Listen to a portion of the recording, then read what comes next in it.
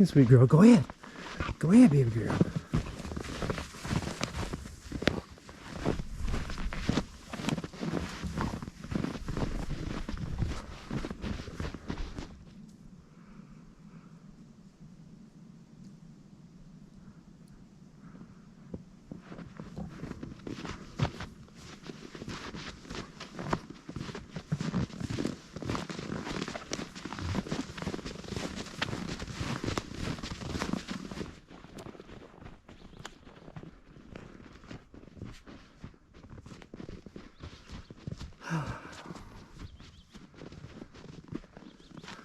What you thinking, sweetie? Let's go inside here.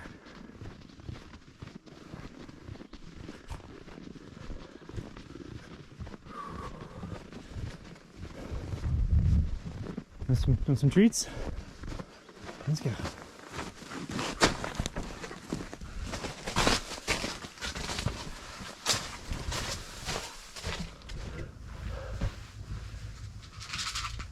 All right, let's see, where's that water at? Here it is.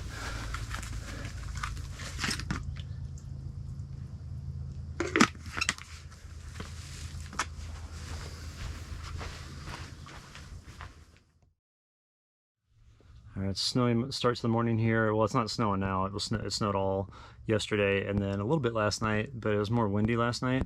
And I'm just hanging out here with Sierra. We just went on a little walk and got her all fed. And the name of the game today is I got to get some work done. I've got 2 sponsor videos to work on, and then I got to get my battery charged up. And with these tall ponderosa pines that I'm camping in, you know, it's going to be hard to get solar in here. And it's supposed to be partly cloudy throughout the day, so there's going to be a little bit of chance of solar probably later in the afternoon. But I think for right now, what I'm going to do is I've got the power cord, if you see over there, snaking out to my truck, and I've been running the inverter to charge this up. So I've only got about 20% of my battery right now. I want to get it up to about 40. Well, I'd like to get up to about 60% by the end of the day. But this morning, just get it up to like 40%. So I think run the car or run the inverter for about an hour, and I should be good to go. Stove's doing good, and we did have high winds last night, but it was really nice because, well, I mean, it wasn't really nice, but there was a nice feature from the soil, which I really, really like. Yesterday I was explaining how this is all just like, you know, debris that's fallen down from the huge ponderosa trees. And what I noticed was, instead of it being just a flat ground like I deal with in Colorado, the air doesn't come underneath here quite as easily because all this stuff acts as a windbreak on the ground. And so what I noticed is the air would slam into the side here. It'd start to come up underneath here because I'd see this part kind of come up, and then it would just dissipate, and I'd feel right here, and there'd be no wind coming through. So I was really impressed with that. Because if you notice in Colorado, I'm always stacking a ton of wood around this area, and then also putting rocks all around here. And that serves 2 purposes. One, the rocks help to keep out mice that try to burrow in from underneath, but also the main purpose is to keep the ground down so that the wind doesn't come through and that cold air seep up under the underside.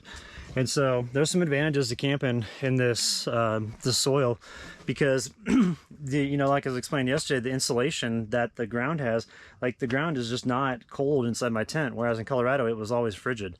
And so I'm not running in nearly as much resources, so it's kind of nice because I'm not chewing through as much wood, and I don't have to babysit the stove as much, which is really cool.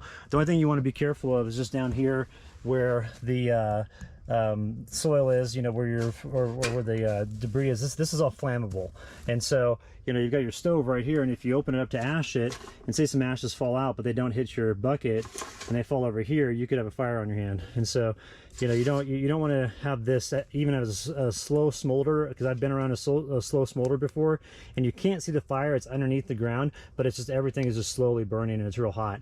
And if I had that on the tent here, everything would just melt, and so I'd lose it all.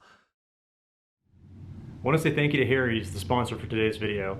I've been using Harry's now for about 6 months. If y'all recall, last, I think it was summer, it was maybe like the beginning part, about the middle part of summer, I did that thing where I shaved my face. It was the first time I'd shaved it in about 10 years, and I looked like a little kid, so that's pretty funny. But that's when I got introduced to Harry's. You know, in the past, every time I'd shave, I'd always have like this huge like irritation area, and it was literally like a red band that was around my neck right here, and it just annoyed me. So if you look through all my videos from the moment I started posting until now, I always have like a little bit of scruff you know, Sean. But once I started using Harry's, the razors are so sharp, and the razor itself, like the handle, is awesome. It's really comfortable. But I noticed, like, the first time after I shaved, I'm like, wow, I don't have any irritation. Like, check it out, I just got done shaving, no irritation.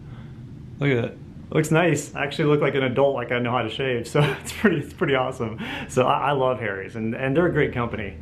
Harry's supports great causes as they give 1% of their global sales to nonprofit organizations that provide mental health care for men in need. They just released their sharpest blades ever, and they're still the same, low price, only $2 a piece. So guys, if you're looking for a good shave, Harry's is gonna deliver. Redeem your trial set for just $3. Go to harrys.com/offgrid. And now back to some more winter camping.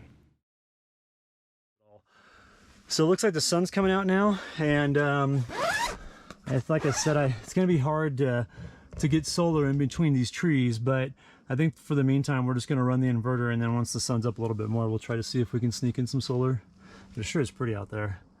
I mean, this is incredible winter scenery, and these tall ponderosas, it's really cool. It acted like a really nice wind block last night because I could hear the wind up in the canopy, like really slamming the canopy.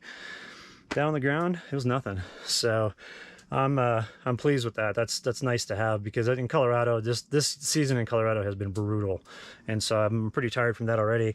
But out here, it doesn't require as much as much upkeep, so it's kind of nice. At least so far. That could all change with the incoming snow. Here's the interior of the vestibule at the moment. Lots of snow on the walls, and that'll all come off today when it starts to melt. And then same with up here. And then after today, I mean, we'll have sun throughout the day today, but then after today, we've got snow straight through till next Tuesday. So what's that? 6 solid days of snow. So Sierra's excited. We're ready to party. Ready to go, girl? Let's get snowing.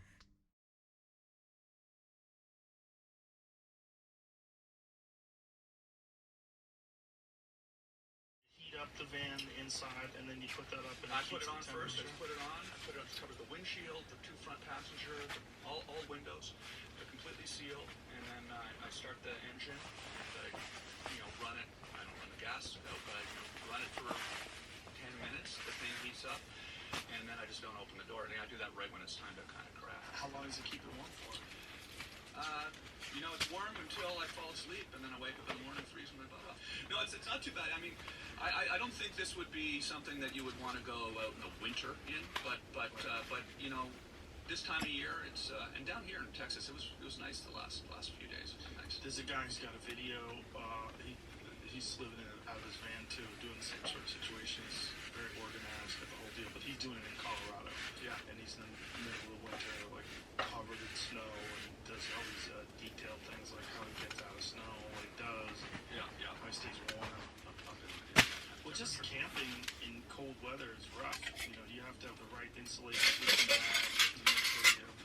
Merino's wool is great because when you get wet, it doesn't make you cold. Yeah. Like if you get wet in cotton and then you get cold, you're in trouble. Yeah. Well, even though it's cold out, if you're hiking and you're wearing a lot of layers, you're going to sweat. But if you sweat and you're wearing cotton, you're in big trouble.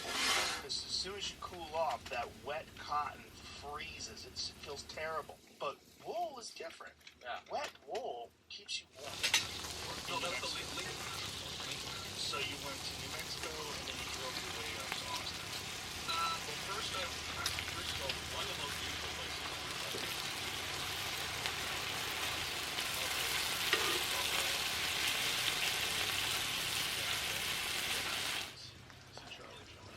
Charlie is like intrigued by the first. Oh, you're trying to kiss me again. You have to be the most affectionate dog on the planet. Until 1874, right?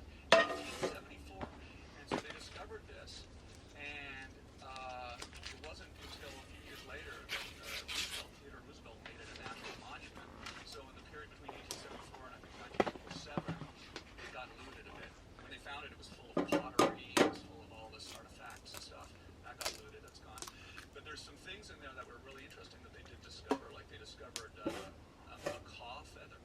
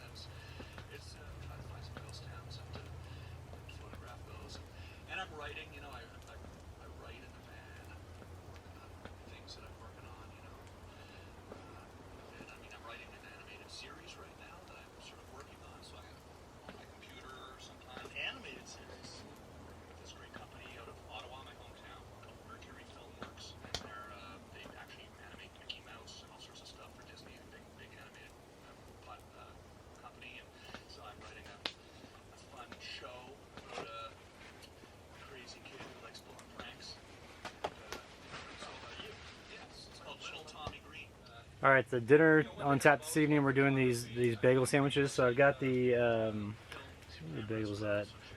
Oh, they're right here. These are these everything bagels from Dave's Killer Bread. I don't know if you have the Dave's Killer Bread stuff, but that's like the best stuff on the planet. So getting these everything bagels and just toasting them up, and then what I've got on the eggs is I've got eggs, a layer of cheese, and then some fresh onions. White onion, so it's got a little bit of spice to it, and then some really great applewood smoked bacon. So we're gonna have that tonight for dinner. So, and toast up these bagels here in the cast iron, and then once they're ready to go, we'll transfer them over to the plate and start jamming.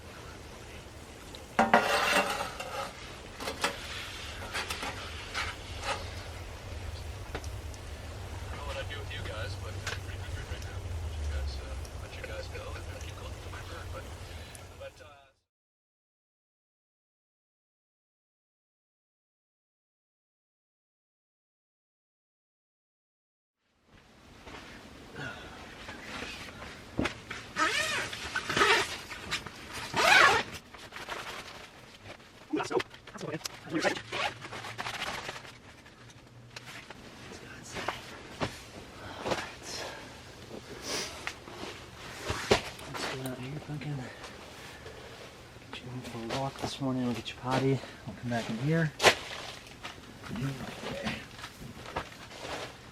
There's a whole lot of snow in there.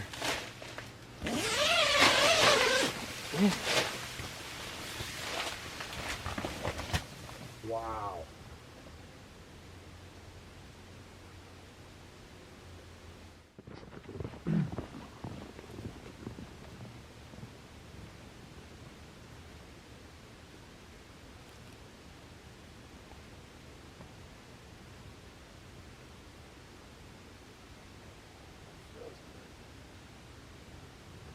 What you doing over here, sweetie? Come here.